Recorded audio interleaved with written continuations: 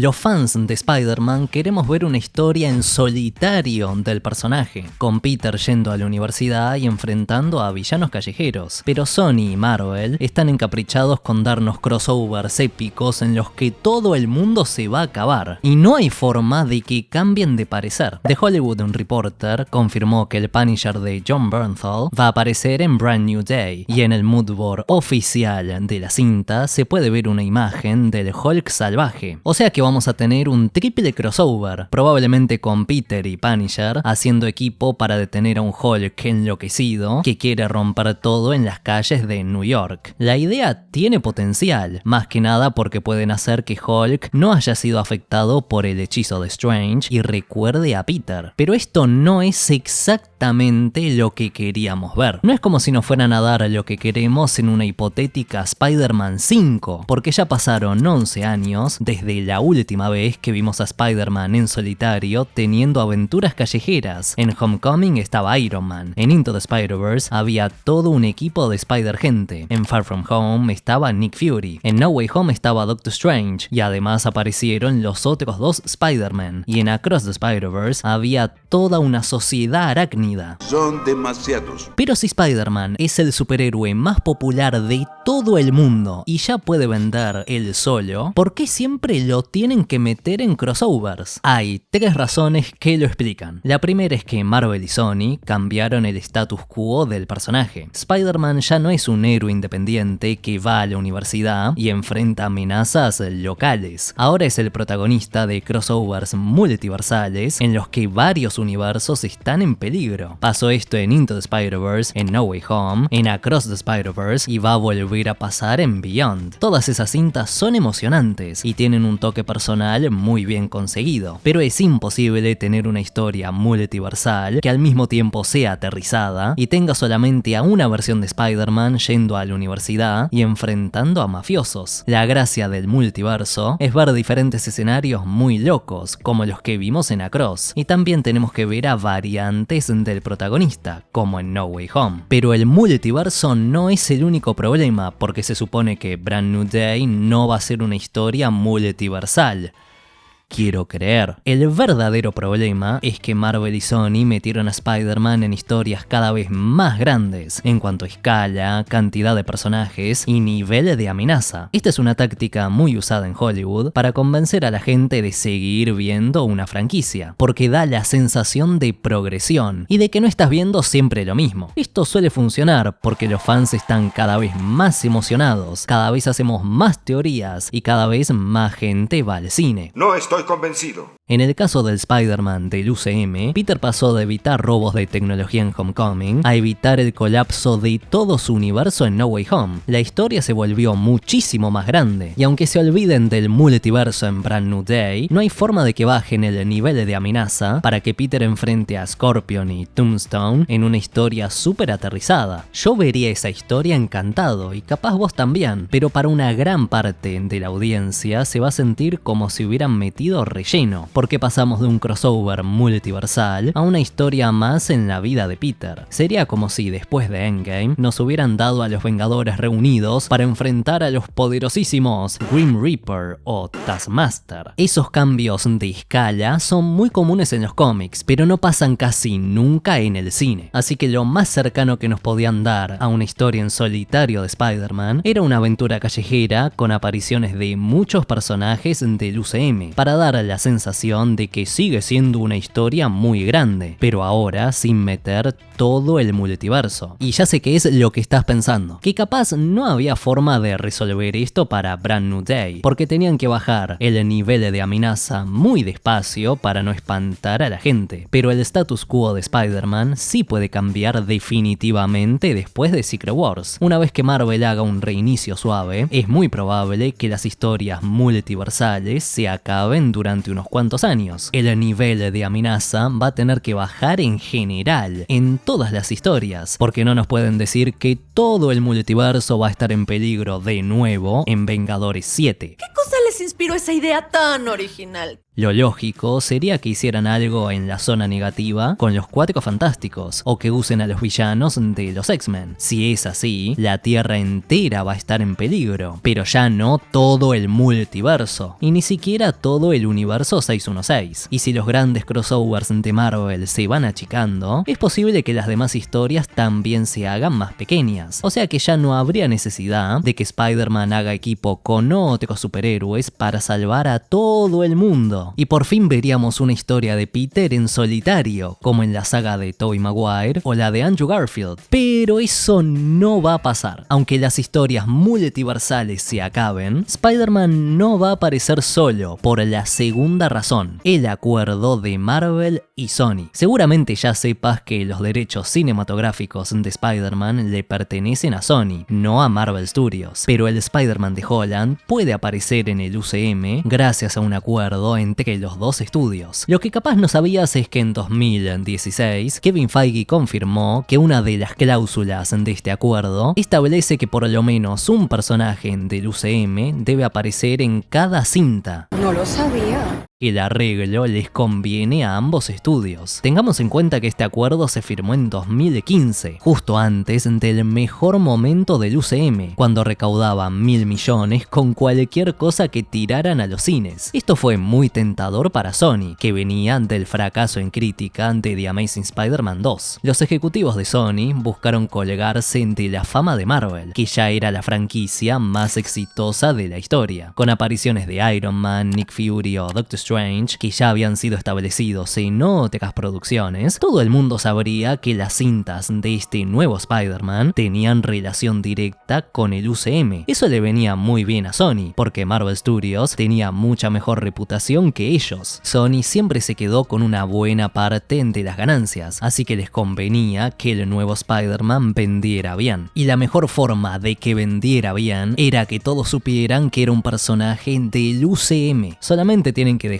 que Marvel meta uno de sus personajes para que todos sepan en qué universo está el Spider-Man de Holland, y ya está. Ahora que ya se sabe que las series de Netflix son canon, tiene sentido que metan a Punisher en Brand New Day para continuar los eventos de Daredevil. Si más personajes significan más platita, la gente de Sony va a estar contenta. Es que necesito el dinero. A Marvel también le conviene este acuerdo, pero más por prestigio que por billetes. Al meter a Punisher y Hulk en Brand New Day, Feige se asegura de que nadie confunda a su Spider-Man con las porquerías que viene haciendo Sony en su propio universo. También cortan de raíz cualquier teoría loca que pueda emparentar al Spider-Man de Holland con el Venom de Tom Hardy, o con otros personajes que no pertenezcan al UCM. Y además, las cintas de Spider-Man sirven para usar a otros personajes que están en una especie de vacío legal. Marvel Studios tiene los derechos cinematográficos de Hulk, pero los derechos de distribución le pertenecen a Universal. O sea que en teoría Marvel puede hacer una cinta de Hulk en cualquier momento, pero literalmente no la pueden llevar a los cines. Pero si Hulk aparece en una cinta de Spider-Man, se sacan de encima ese problema. Con este acuerdo todos ganan. Sony gana legitimidad y más plata de la que serían capaces de ganar solos, y Marvel puede promocionar a sus demás personajes usando la popularidad de Spider-Man. El problema es que, mientras este acuerdo siga en pie, es imposible que Peter protagonice aventuras en solitario. Capaz Destin Daniel Cretton, que va a dirigir en Brand New Day, tenía muchísimas ganas de contar una historia callejera con Spider-Man enfrentando a un grupo de villanos sin que aparezcan más héroes, pero el acuerdo de Marvel y Sony no le permite hacer algo así. Ya le podés dejar de echar la culpa a John Watts por las apariciones de mentores de Peter, porque el tipo estaba haciendo lo que le exigían sus jefes para cumplir con el acuerdo.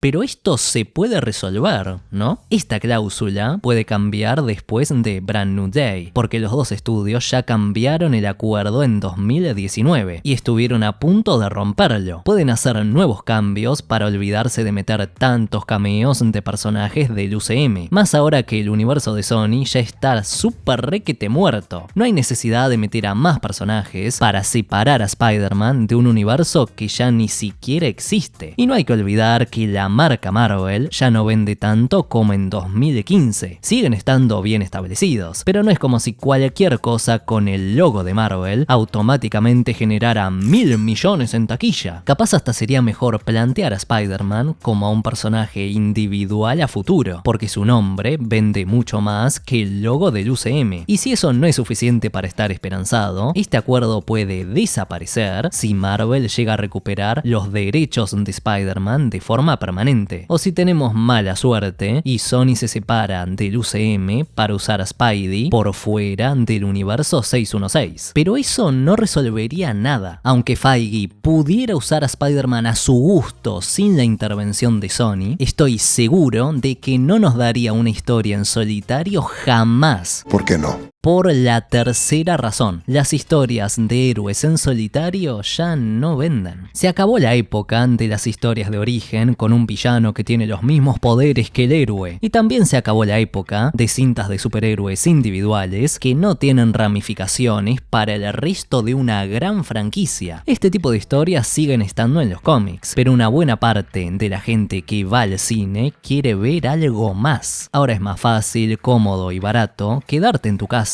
y ver todo en plataformas o con tu parche pirata favorito. Así que cada estudio se tiene que esforzar muchísimo para convencernos de ir al cine. Este es un problema en el que Disney se metió solito durante la guerra del streaming, y las repercusiones para todo el cine fueron muy importantes. Pero vamos a hablar exclusivamente de lo que nos importa, que son los superhéroes y Spider-Man. Ahora ya no pueden presentar a personajes nuevos desde cero, sino que nos tienen que contar sus historias de origen adentro de la historia de otro personaje ya establecido, como hicieron con Ironheart en Wakanda Forever o con Yelena en Black Widow. Y si no, directamente tienen que abandonar el cine y contar su origen en una serie para plataformas, como hicieron con John Walker en Falcon and the Winter Soldier. Por suerte no nos tienen que contar de nuevo el origen de Spider-Man, porque hasta tu tía se lo sabe de memoria. Pero va a ser imposible ver una adaptación live action de la última cacería de Kraven, porque no es una historia que se sienta grande. El cómic está buenísimo, pero la escala es chiquita porque afecta solamente a Spider-Man. ¡Qué lástima! Mucha gente solo está dispuesta a pagar una entrada para ver algo realmente importante y que le vaya a cambiar la vida para siempre, como los crossovers que Marvel saca 5 veces por año en los cómics para vender más. Pero como es imposible sacar 5 cintas de Vengadores por año, el equivalente más cercano es juntar a un par de personajes para que hagan equipo. Así nos dan la sensación de que estamos viendo algo grande, como en Doctor Strange 2 o Deadpool y Wolverine. Te apuesto a la monetización de los 5 videos que me quedaron a que el futuro cercano del género son cintas como Spider-Man y Deadpool, Spider-Man y Wolverine o Wolverine y Hulk. Pero va a ser rarísimo ver historias en solitario, incluso de los personajes que antes vendían bien. Ahora, para que una cinta de superhéroes sea un super éxito, nos tienen que convencer de que es spoileable, o sea, que hay cosas que tenés que ver antes que nadie porque si no te van a arruinar la experiencia. Es lo que pasó con No Way Home. Hasta el último día, nadie podía saber con certeza si Andrew y Toby iban a aparecer, así que todos tuvimos que ir al cine el primer fin de semana para sacarnos la duda. Nadie va a querer que algún desgraciado le spoileara esa revelación en Twitter. Esta sensación de historia importante no se da solamente cuando no queremos que nos spoileen cameos o la muerte de un personaje. El primer cruce de dos superhéroes importantes también emociona mucho a los fans. Nadie va a querer perderse las interacciones de Spider-Man con Punisher, porque tienen personalidades y filosofías muy distintas, y aunque Peter técnicamente ya haya visto a Hulk en el funeral de Tony, nunca tuvieron ni una sola conversación. Muchos van a querer ir al cine la primera semana para ver los chistes, analizar las referencias y memorizar todos los comentarios que estos dos van a hacer cuando se junten. Quiero verlo. Pero, si Marvel vende la próxima cinta de Spider-Man como una aventura en solitario de Peter sin ningún personaje invitado, este efecto se pierde. El hype no sería tan alto y la recaudación de la primera semana no superaría los 200 millones como pasó con No Way Home. Pero igual que en el primer punto, no alcanza con que una cinta sea spoileable para que sea un éxito. The Flash tenía un montón de personajes, cameos, revelaciones sorpresa y viajes en el tiempo, y le fue pésimo en taquilla. Y también hay unos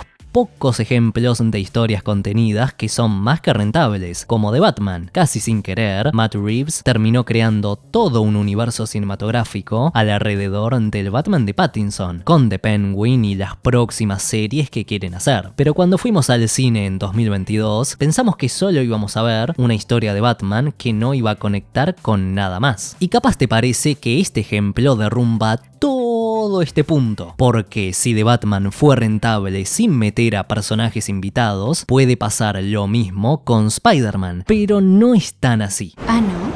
The Batman le gustó a los fans, a la crítica y al público casual, y recaudó 770 millones, que es un montonazo de plata. Fue un gran éxito para Warner, pero recaudó menos que cualquiera de las cintas del Spider-Man del UCM, incluso sin ajustar los números por inflación. Estoy seguro de que The Batman 2 puede recaudar más de 700 millones, porque a la gente le gustó mucho la primera y se va a correr la voz, pero es imposible que recaude 1.900 millones como No Way Home. Si Marvel y Sony piensan que la única forma de alcanzar esos números es con crossovers, entonces tiene sentido que hayan metido a Punisher y Hulk, y van a seguir metiendo a personajes por todos lados para seguir superando los 1.000 millones. Hasta que esto no cambie, va a ser imposible ver una historia en solitario de Spider-Man, sin importar quién tenga los derechos. El que también se dio cuenta de este cambio en los gustos de la gente fue James Gunn. Por eso Superman está llena de personajes y parece un gran evento de DC, en vez de una historia del Hombre de Acero y nada más. Pero ¿Gunn va a poder contar una buena historia con tantos personajes? Te hablo sobre eso en este video.